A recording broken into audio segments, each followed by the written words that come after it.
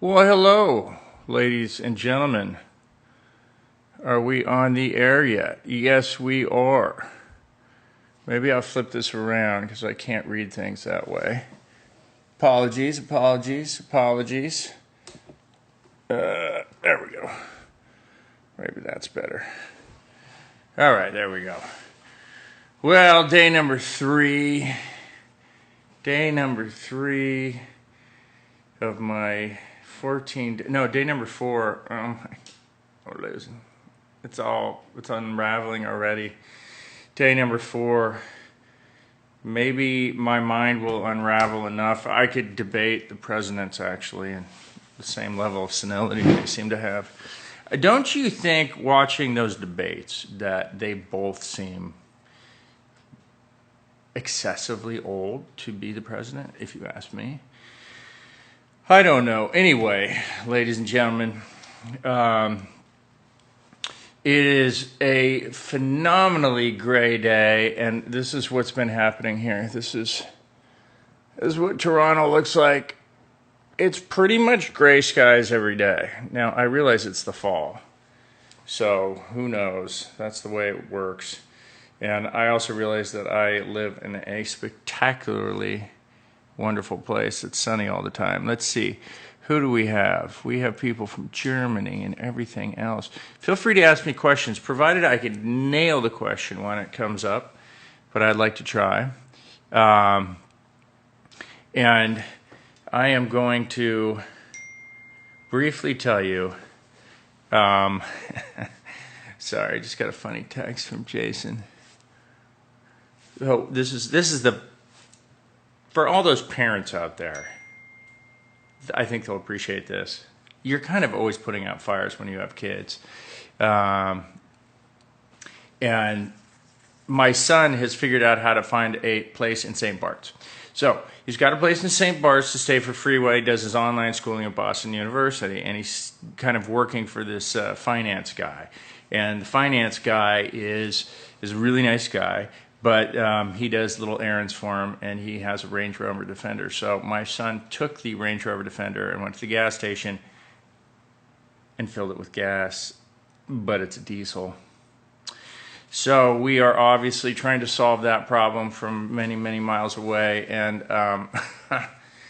it's just another day in the life of a parent. Let's hope I don't have to buy a new Range Rover for this guy. Anyway. Did anybody see Saturday Night Live last night?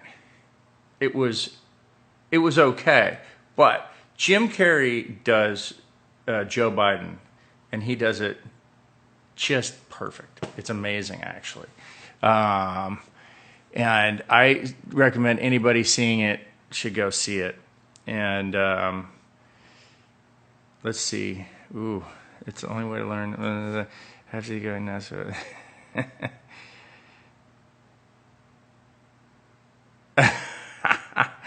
Okay. Anyway, so I just want to say, first of all, if somebody's not a fan of Saturday Night Live, okay, well, that's okay. You don't have to be a fan of Saturday Night Live. You do have to respect that some of them are awfully good impersonators, though. I have to say that. That's very good. And anyway, it seems like most of the people that chime in on these things are Stargate fans. They're science fiction fans, which is very cool. And it's an incredible thing how loyal and cohesive that group is. How long will I be filming C? Well, I'll be here not too long, I think until the 21st, but then I'll be kind of coming in and out. I don't really know how big this role is. They're trying to figure that out as well. And I think everybody's got a lot on their minds. This is a very big production. There's a lot of moving parts, so I try to stay out of the way and be cooperative and all that sort of stuff. Look at it says, oh, General Hospital fans. Okay, well, good. Sci-fi fans are the best fans. That is true. I agree with that. I kind of wish anybody who's ever been an actor can actually experience having the support of the science fiction community, because it's, It's unrivaled. They follow you and they support you and they watch what you do, and it's just awesome. And as an actor, that means a lot, because sometimes you're just floating in this existential space. Anyways, I'm just kind of looking at the paper here, and it says that Trump's oxygen levels have dropped, and he ended up taking some steroid treatments. I mean, do you think he'll emerge from this thing like jacked on steroids? I mean, do you think it's going to change the color of his skin or his hair? Will he have a different look? Will he have a different attitude? Will he have a different attitude? Now, do you come out of something like this, and I can assure you, there's one thing I know about Donald Trump. He pissed himself, for sure. This is a man who gets scared very easily, and he's scared to death by this thing. And so I can assure you that he is kind of recoiling right now and trying to recalibrate and figure out how to emerge from this thing with that same vim and vigor and vitality that he wants to portray. And I just want to see whether there's a discernible change in his personality, as there could be. But I want to say what I said yesterday. Sorry, that's really loud. I have a microphone that makes things really loud, and I apologize. But anyway, what I want to say is that here's the good part about Donald Trump getting COVID. It shows that anybody can get it. And so for all those people that were like denying it or denying the mask thing or whatever, I mean, just wear a goddamn mask, you know? Like, it's not that big of a deal. It's not like a big erosion of your liberties. Give me a break. I mean, nobody's putting you in jail. Nobody's telling you what to do and how to speak. You just put the goddamn mask on. It's just so simple. And maybe we get through this. But what I want to say is there is, from my inside sources in government, and these are people inside the drawers and closets of government, there is a new threat on the horizon. And the new threat on the horizon is, in fact, the ease and the effectiveness, or I should say the disaster of a pandemic spreading this fast and this wide across the world has really perked the ears and minds of deeply destructive individuals. So they now know that they can introduce bioterrorism in a way that may be far more effective than they ever dreamed. So from my sources, people inside the national security circles, and that does not include Donald Trump's appointees, because they're just political appointees, and I don't know what their agenda is. But for the people who actually work there and are concerned about national security, they're terrified. Apparently, this could be the single greatest and effective weapon coming at us. Now, on that note, maybe I should say something a little more cheerful because it's Sunday. Oop, I know it's terrifying and scary. Well, I didn't mean to scare you guys, because I'm sure we'll get through it, and I'm sure we're going to figure out a way. I think we're probably a few years away from having a universal vaccine that they can adapt to different types of viruses, apparently. What do I know? But that would be good. And look, these are just threats we have to deal with. I have this argument with a lot of friends. I have friends that are relatively well informed. They're very health conscious. And they are complaining about this in the milk and that in the bread and blah, blah, blah, blah, blah, blah, blah. And that's cool. And they're probably right. But there's never been a healthier, or there's never been a safer time to be a human being. We live longer, we live healthier, and we live safer lives than ever in the history of mankind. Now, you would think that would be something to celebrate, but for some reason we figured out how to scare the crap out of ourselves, or be so pessimistic that we don't even realize that, because we are now like talking about various things that affect our health and stuff. And I just think that, we got to figure it out. Did I wake up on the serious side of the bed? Sorry. Let's go back to something less serious. Let's see, I just got a text from Jason asking him if he knew anything about diesel engines, so that we can help my son in St. Bart's. And,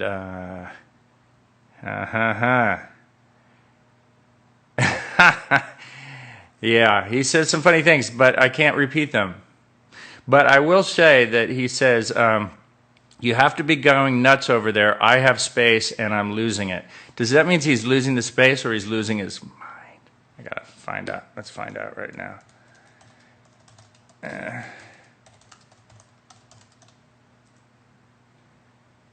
Okay. So, anyway, we're going to find that out. Because maybe I move over to Jason's house where they're not going to be having deep intellectual conversations. Do I ever write for TV? I actually do write for TV sometimes, but I haven't done it in a while. And let's figure out electric vehicles. Yeah. Can you imagine? I could see my son calling and say, Dad, I put gas in the Tesla. Okay. Anyway, knowing both of you, I'm trying to answer questions. God, it happens so fast. You almost need somebody to stop and ask these questions. Do I speak Turkish? I do not speak Turkish, and I wish I did, but that strikes me as an incredibly complex language for me to learn. Let's see. What I need to know more about. What books are you reading right now? That is a good question. Let me go get them.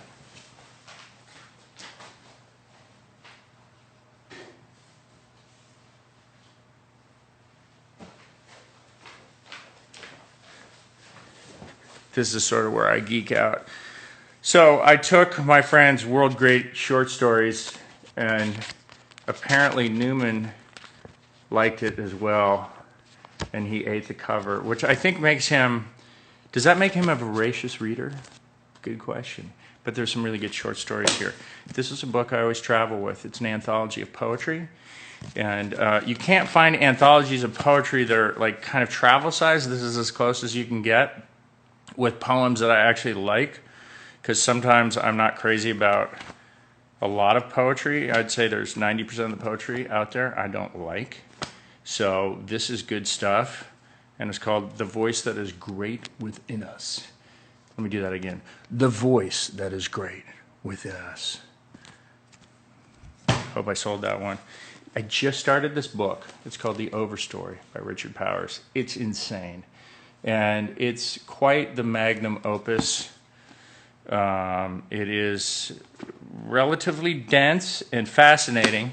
And what's cool about this book is that you read about the stories of all these people's lives, but weirdly enough, and this is very interesting, is that they actually, it's told from the perspective of trees. It's the trees that observed the entire life cycle of certain individuals. That may sound kind of weird, but I'm telling you, it's amazing. There's this book that I'm going to start called News of the World, which is very good. And this is about, they used to have to deliver news by person. And a guy would travel around a long time. This is obviously a long time ago in the 19th century. And they would go from town to town telling you the news. And it's kind of the story of that particular individual that did this. And it won the National Book Award. Well, it was a National Book Award finalist. Kind of cool. Then a little Krishnamurti. Can't hurt. In fact, I should probably be reading this right now. Krishnamurti is an interesting guy. So that's what I'm doing. And then lastly, breath. It may sound like a mundane thing because we just do it naturally. We actually don't do it very well. Now, apparently this guy and I haven't started the book, but I'm told that there are so many fascinating secrets about breathing that are untapped. And you know Wim Hof, the Wim Hof method and all that stuff? Well, apparently, through his breathing, he can control his brain so much that he can control his pain receptors, everything. They put this guy in the most extraordinary conditions, and he can literally just manipulate his brain to change his, like, nerve interpretations or something. Now, I'm sure somebody out there can say that a lot better. But I think that's kind of interesting. Those are the books I'm reading. Then I was talking to my friend last night, and she and I decided to come up with a book we would read simultaneously while I'm in quarantine. And we were discussing that. I'm open to suggestions. She came up with Murakami, the Japanese novelist, so who knows. But anyways, I am going to read the next question. Suffer chronic... Okay, whoa. I wish everybody could just slow down. Did I help write any of the Stargate episodes? Actually, I did. I wrote two. One is called Epiphany, and the other one is called... God, I should know. But it's about my family and my backstory and all that sort of stuff. So I did do that. Can't wait for the con in Chicago next June. Yeah, I think it'll go by then. Not having the conventions has been kind of a real game changer. I kind of got used to those, and those were great. Anyway, what's the next question? Do you think Chicago Convention 2021? Well, same question. I do think it'll be on. Have I ever tried an ebook reader? Well, it's funny you say that. Let me go get that.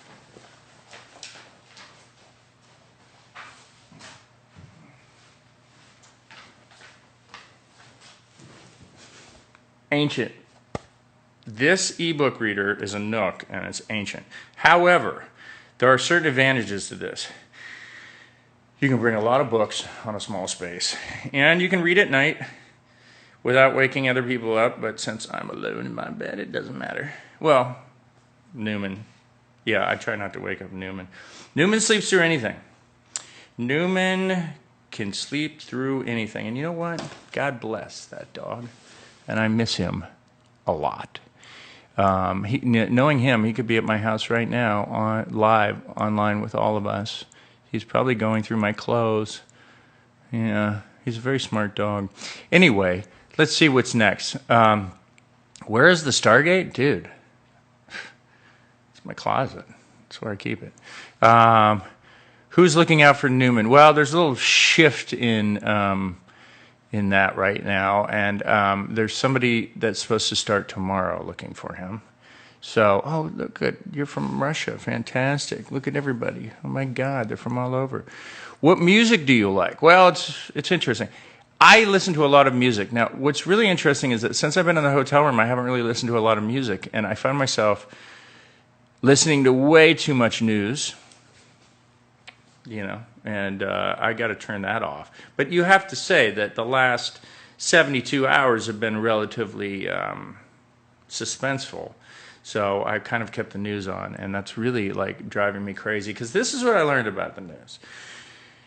There used to be the news, and you used to listen to the news, and whether you were right or left or red or blue, you basically believed the news. Walter Cronkite, David Brinkley, whatever they would say the news. You may argue over the interpretation of facts, but you never argued over the veracity of the news that much. So we're in a particular place right now where we don't agree on facts. So it feels like, you're listening to CNN. Obviously, they don't like Trump. Obviously, they don't. Then you listen to Fox News, and not only do they like Trump, I think they're in love with Trump. And I think they're all trying to sleep with Trump, I guess. And they also hate liberals. So it's an interesting dynamic to try to find that one news source that actually is a little detached emotionally from one side or the other. And you know what? I haven't really found it except in print. So I actually have to say, sadly enough, the best single news source for things going on in the United States is a non-American publication called The Economist. Sorry, that's it. Foreign Affairs, Quarterly, The Economist. Then, if you really want to go to the next tier down, New York Times and Wall Street Journal. They used to be on the same tier, like basically mid-left for New York Times, mid-right for Wall Street Journal. But now Wall Street Journal, the editorial page has taken this crazy turn since Murdoch started manipulating this thing. And the op-ed pages in the New York Times, Wall Street Journal, have really gone cuckoo. They've gone, the front page is still good, the reporting on business is still good, the op-ed page has really gone downhill. And it's sad to see, because it was a really proud newspaper, and they've lost their, I think they've lost their balance. And there you go. And this is what I say to my friends that are big Trump supporters, and I have quite a few. I say this: they dislike liberals, and that's fine, because liberals are ridiculous as much as conservatives are, because we're all fools. Trust me, we're all fools. However, I think that our dislike of, you don't want to become what you dislike, and it's so easy to become the thing you dislike. So if you dislike something too much, which we call hate, you become what you hate. So part of the key is not hating something, and therefore you won't actually become that thing. Wow. Wow. Wow. Okay, let's go to the next question. Oh, and Jason texted me back. I said, what do you mean, are you losing your space for me to stay, or are you losing your mind? And he said, his mind. Jason's losing his mind. So am I. Maybe we shouldn't be together. Anyway, let's go to the next set of scintillating questions. Hi from Portugal. Hello, Portugal. You know, I want to go to Portugal and surf Nazar. Nazare, do we say? Or Nazar? Now, I have a friend that surfed Nazar, Ray. I don't know what to say. It's kind of ridiculous. And now this is a tough kid who's a big wave surfer from Half Moon Bay. And he got hammered once. I mean, he got a bunch of great waves, but then he did get hammered once. And this guy is so... some of the guys I know that are the most hardcore are the most understated people. Like when you ask them to describe an event that seems insane, they're like, yeah, it was pretty tough. After the 45th day without food, it was kind of tough. I was hungry. That's the way they talk. They're not prone to hyperbole. So when I asked this guy, and he showed me a video of him getting worked in Portugal on a 80-foot wave, he was like, yeah, that was a good pounding. I'm like, yeah. He was unconscious basically on the beach with medics on him. Great understatement. I wish we were all a little more understated. Oh, hi from Sweden. How are you, Sweden? Hi, Cornwall, UK. Have ever been or surfed Cornwall? You know what? I have not surfed England, and I look forward to it. There are many things I need to do. Hi, Norway. How are you? Let's see. Do I fear sharks while surfing? I really actually don't, but that changes from place to place. So if you're surfing J Bay in South Africa, there's a bigger shark problem. San Francisco area, bigger shark problem. Where I am, not too big of a shark problem. Yeah, there are sharks, but you can't think about them. Because statistically, all you can do, and this is true with everything, all you can do is take comfort in data and statistics. And I love data and statistics. And my feeling is you show me the data, and I'll change my mind. If I'm holding an opinion that's not backed up by basic data, and you've got better data, I will change my mind. Absolutely. I'm not stuck on my opinions. However, the statistics, for example, people who are scared of flying on an airplane, what are you scared of flying on an airplane for? It's actually safer than than driving a car. Certainly safer than flying a car, as I almost said. But fear is a choice. You've got your data. And that goes back to my thing. We are living longer, healthier lives than ever before, and yet we're freaking. We're freaking out. And so I think everyone needs to breathe. And maybe read a little poetry, get an English bulldog, have a beer. Everything will be okay. We know that for a fact. So, let's see. Can I sing and dance? Sure, I can sing and dance. Now, you're going to ask me if I can do that well? Don't ask me. Because I probably can't. The beautiful thing is when you're singing by yourself in a hotel room, and I did, see. I did bring my guitar, and I can't say that I'm very good at it, but I'm getting better. And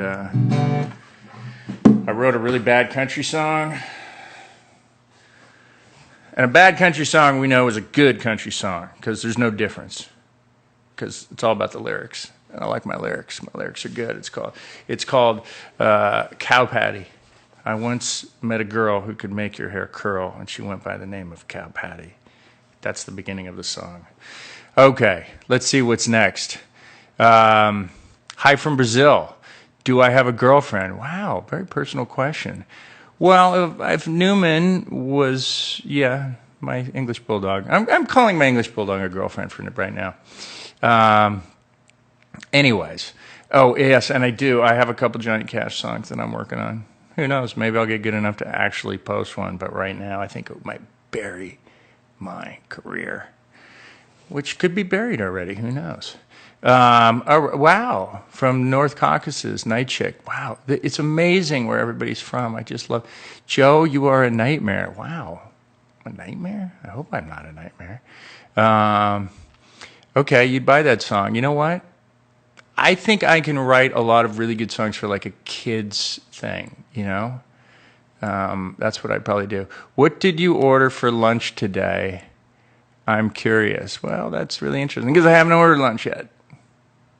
I'm not allowed out of my hotel room, and both the restaurants downstairs are closed, so I got to figure this out. Once again, this may all end up with me destroying my hotel room in a fit, in just a classic Hollywood rock and roll fit, which I may do. Anyways, hello from Poland. Hello from Greece. Hey, from Toronto. Hey, well, Paddington 125. You know what the weather's like. It is what it is, right? Did you get tired of Stargate questions? No, not really. I realize everybody likes the show, so I don't have a problem with that. Uber Eats, yes. I'm going to call Uber Eats. Do you guys like Uber Eats? Does it work pretty good? Maybe it does. Hello from France. Hello from London, Ontario. Oh, we know where that is. Do I at least have a decent minibar? I don't have a minibar.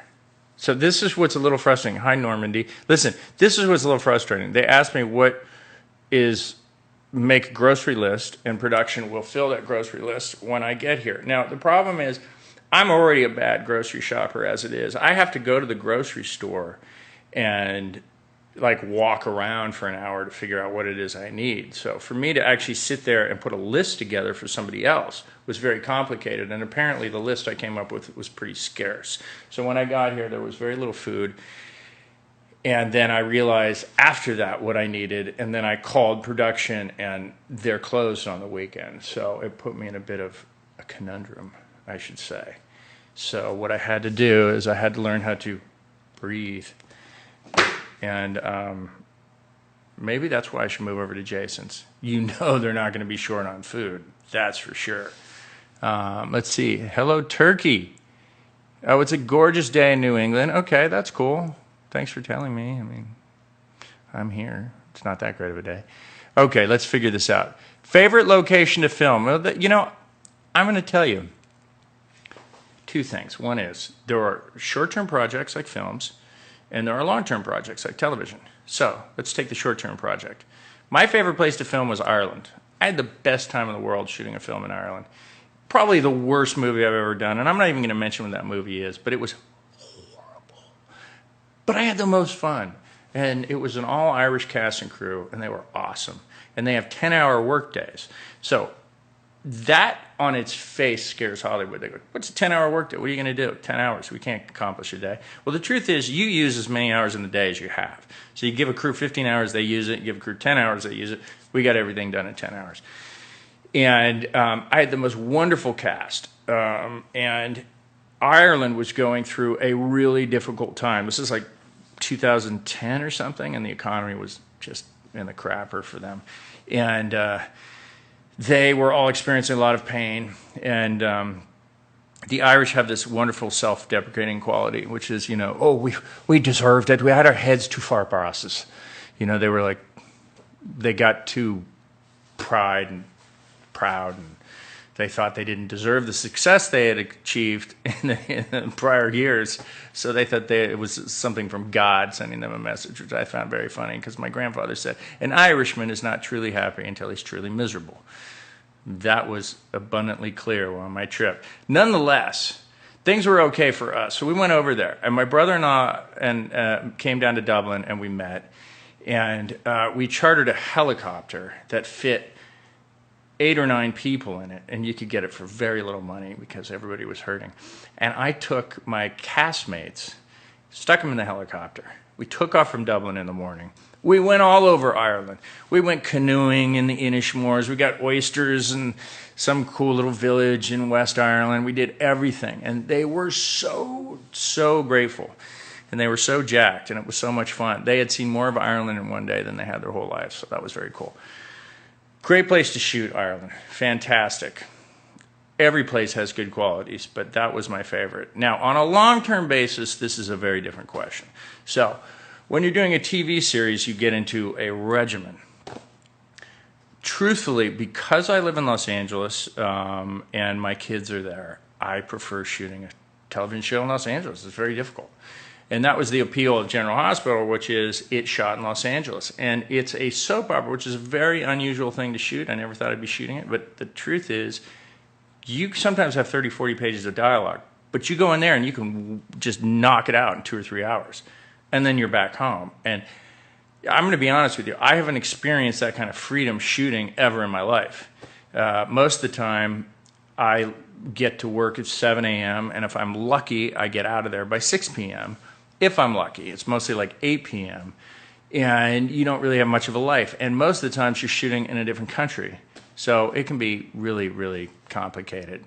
And I would say if I were going to do a TV show, my first choice would be Los Angeles, because that's where my family is. And Newman told me that he wants to stay in Malibu. He's become really snobby. Like, oh, I live on the beach. I'm staying in Malibu. The second place that I would shoot would be Austin, Texas. I like Austin, Texas. It's a very cool town.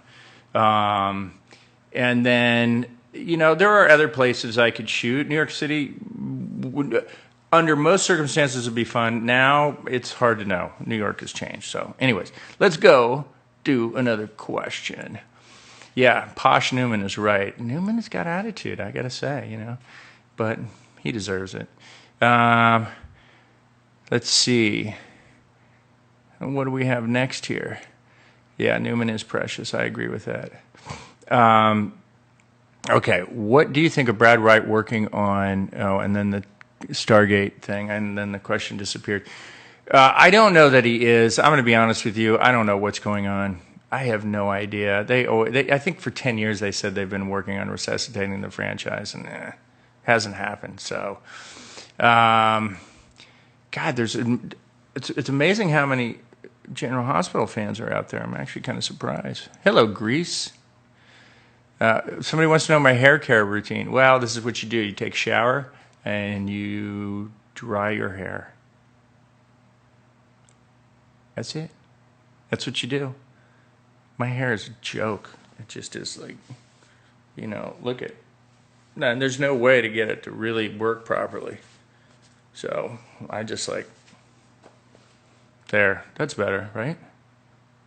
I think so. Anyways, am I watching any TV shows? Listen, I need to get back into some binge watching. And it's going to be Barry. That's my favorite TV show. What do I think of Jason Momoa's success? It's great. The next best thing to it happening to me is happening to my friend. And I can't be happier for him. It's fantastic. And nobody deserves it more than him. He's awesome. Great guy. Can't say enough good things. Let's see. What am I doing during the... Hey, Joe. Was the trip down in the... Wow, it just went too fast. I can't even read that question. So anyway, Yellowstone.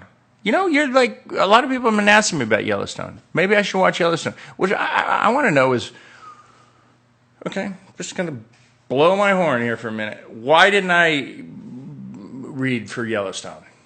I wasn't even given the opportunity. I don't know what happened. And I'm just going to be awesome, all right? Well, I'm just going to be honest. Somebody said awesome. Okay. I'm just going to be honest, not awesome. I don't know if I'm awesome, but I'm going to be honest. This is the thing with actors. Actors are like, oh yeah, I do cowboy stuff. I ride horses. Bullshit. Bullshit. Bullshit. Almost no actors know how to ride horses, shoot guns. They've never done anything. I grew up on a ranch. I know what the hell I'm doing. And it is infuriating for me to watch an actor get on a horse and be like, not knowing how to ride, or saying he knows how to handle a gun. He doesn't know how to handle a gun. And I'm like, God, you know, they should vet this a little better, because I feel like if they did, I would be probably playing a lot more cowboys. But Yellowstone, I'm going to look into Yellowstone. I agree with you. Okay. Hello from Bulgaria. Fantastic. You're probably in Sofia. All right. Yes. Westerns are the way to go. Yellowstone is good. And I will check it out. John Wayne. Well, mister, I like John Wayne too. He's pretty good. I wonder if a guy like John Wayne would survive today in this business. Have ever done any shoot in Georgia? You know, interestingly enough, everybody I know is shot in Atlanta except for me. And I have two friends down there right now. Frank Grillo and Gerard Butler, who are doing a show together. They're both good friends of mine. And they're down there shooting a thing called Cop Shop. Yeah. It's like a musical set in prison. I'm just joking. Anyway, so they're down there. And apparently it's a pretty tight quarantine from what I've been told, according to Jerry. Hello from Normandy. Fantastic. Have I ever been hurt on a motorcycle? Well, of course I've been hurt on a motorcycle. Anybody who spent time on a motorcycle has been hurt on a motorcycle. But I rode a lot of motorcycles as a kid, so I kind of know what I'm doing. But here's the thing. I took my son and 12 of his close friends to a mountain biking park outside of Los Angeles. And I will say that, you know, I thought to myself, okay, my ego is clearly bigger than perhaps my capacity at my age to do certain things. And so I'm the only parent riding with these kids down like double black diamond rides. And I'm thinking to myself, okay, I could really look like an ass here if I get hurt. But you want to know the good news? I didn't get hurt. And guess what? Very few of the kids could keep up with me. Oh, boom! Drop the mic. I still got it. And I have a fragile enough ego where I need that type of thing every now and then. So made me feel very good.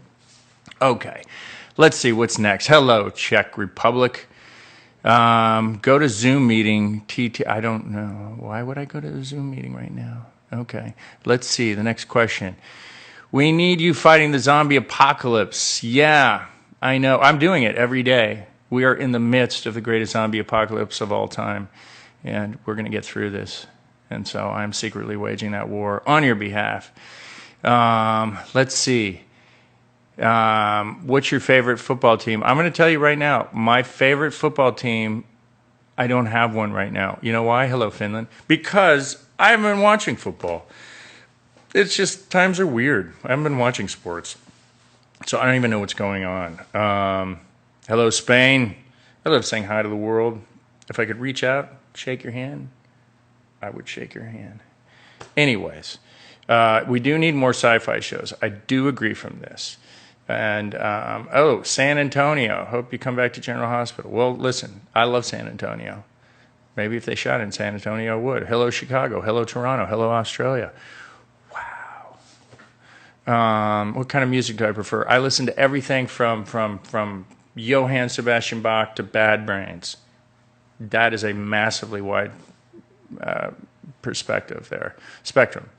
Hello from Hungary. Fantastic. Have I seen the Aquaman movie? Yeah, I saw the Yeah, I saw an Aquaman movie. I saw it maybe more times than I really need to. Why? Because I went to the premiere with Jason, and I loved it because he's awesome, but I don't need to watch it again. Have you been to the south of England? Yes, I have. I love it. It's beautiful. It's fantastic. Favorite food? I don't have a favorite food. I really don't. It's like kind of, I eat everything.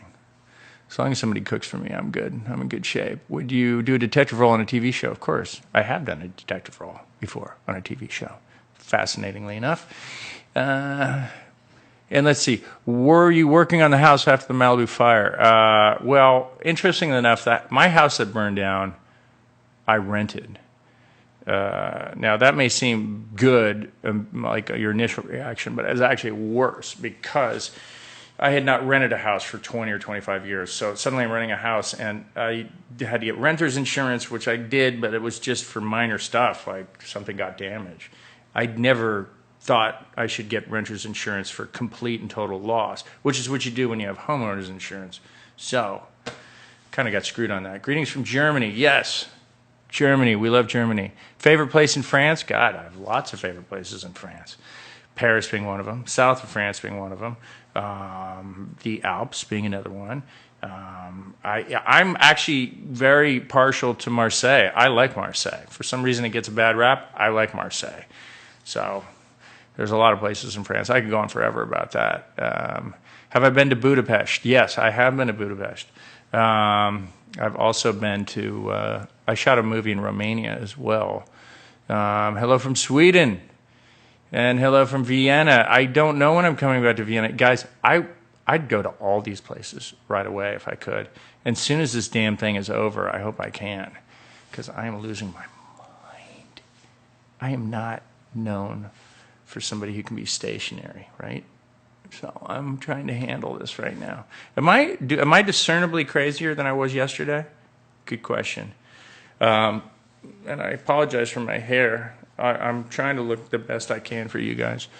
Hello, Berlin, Germany. Does Truman do commercials? He was... Yes. Okay, let me just tell you. My middle son, Truman, this is very funny. So he wanted to do some acting, and he'd been approached a couple times to like do some modeling and stuff, and I was like, nope, not doing it, no.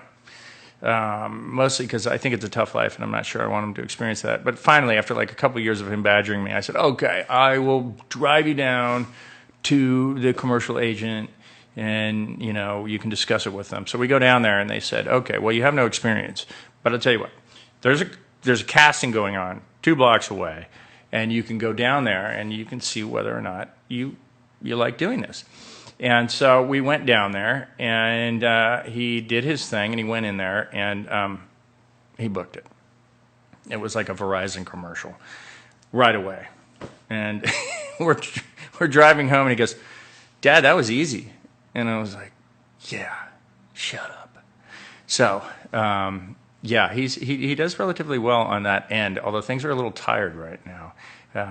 Things are just slow for everybody. So... Hello, Turkey. Okay. So, guys, I've been on the air for... I really don't know how long I've been on the air. But nonetheless, I've probably been on the air a little bit longer than I should be on the air. I am going to be back tomorrow at roughly the same time. And I will try to reach out to you guys and have more pithy comments. And I might start looking a little crazier like every day, like just like a little more emaciated, a little hungrier, a little more scared. So I love you guys. Stay safe. Comb your hair. Wear your mask. And we're all in it together. We got to remember that. We're all in it together. And I don't mean to be serious here for a second, but I do get upset. Everybody creates these binary choices, like this or that, or black or white, or you're red or blue, you're Democrat, Republican, blah, blah, blah. It's all bullshit. We are actually all in it together, and there are far few differences. there are far more kind of similarities between us than there are differences. So on that parochial note, I am going to sign off. And it has been a pleasure. And you guys are awesome. Love you. See you tomorrow, 2 o'clock Eastern Time. Ciao.